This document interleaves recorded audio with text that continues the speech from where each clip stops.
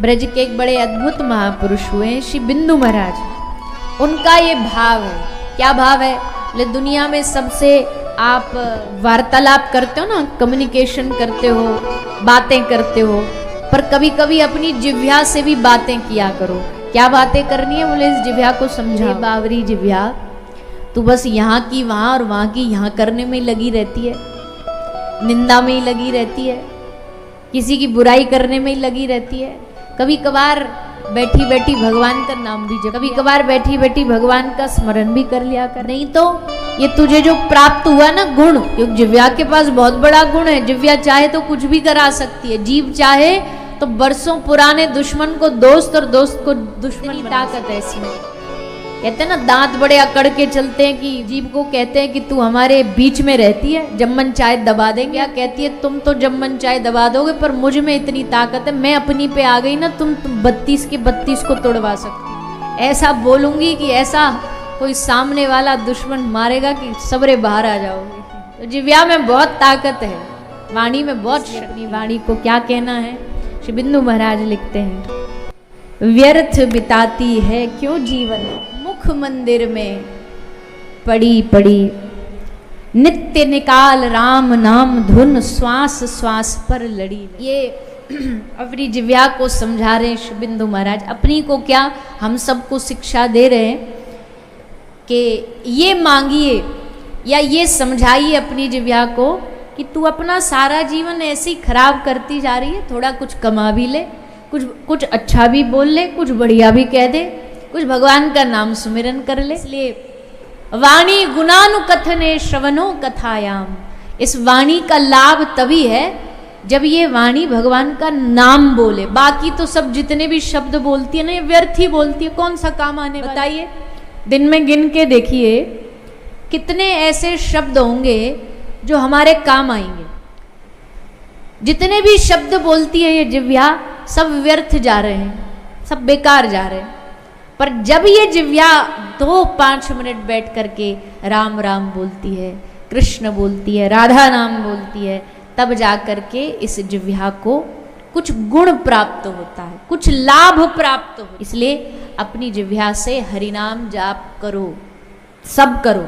जो भी कथा सुनने आए, पहली बार आए वो भी करो, और जो 10 बार से सुन रहे वो भी इसलिए करो क्योंकि कथा का लाभ तभी है जब आप सब इसका परिणाम जानो, आप सब इसका लाभ जानो।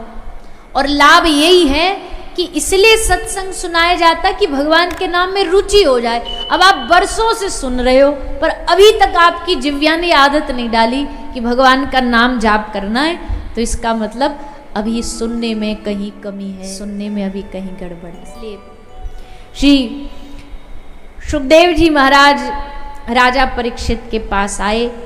राजा परीक्षित ने निवेदन किया और तब सुखदेव जी ने भागवत सुनाना आरंभ किया। यहाँ भी हरि नाम की महिमा बताई। एतन निर्विद्यमाना नाम इच्छताम कुतो भयम, योग नाम नृप निर्नीतम, हरेर नामानुकीर्तनम, भगवान के नाम का कीर्तन। यही सब फलों का, साधनों का उपाय है, सार है। जितना इस नाम का जाप करोगे, कीर्तन करोगे, उतना ही सब साधन तुम्हारे पास चल करके आएंगे। ऐसा भाव रखा। फिर आगे श्री सुखदेव जी महाराज राजा परीक्षित को विराट स्वरूप का वर्णन सुनाते। विराट स्वरूप मतलब सृष्टि का प्रकरण कैसे हुआ, सृष्टि सृजन कैसे हुई, भगवान ने इस दुनिया को कैसे बनाया। बोले भगवान एक बार बैठे बैठे बड़े बोर हो रहे, भगवान ने सोचा कुछ खेल खेला जाए जीव के साथ।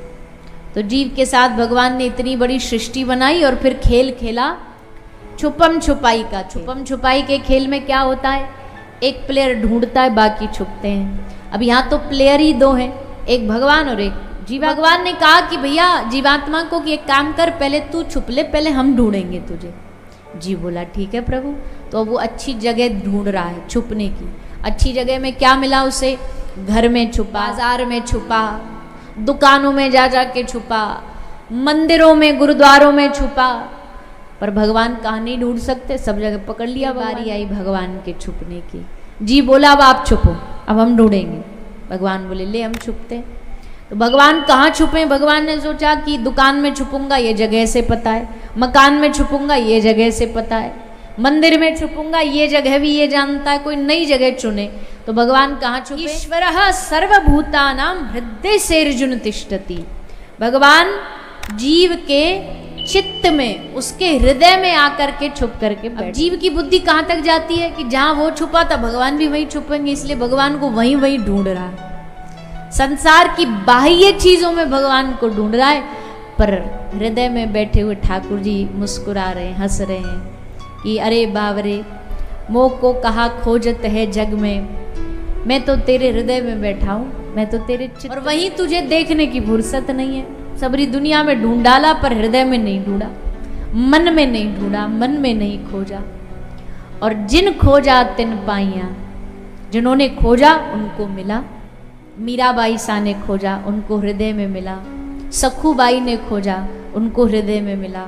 कर्माबाई ने खोजा, उनको हृदय में मिला।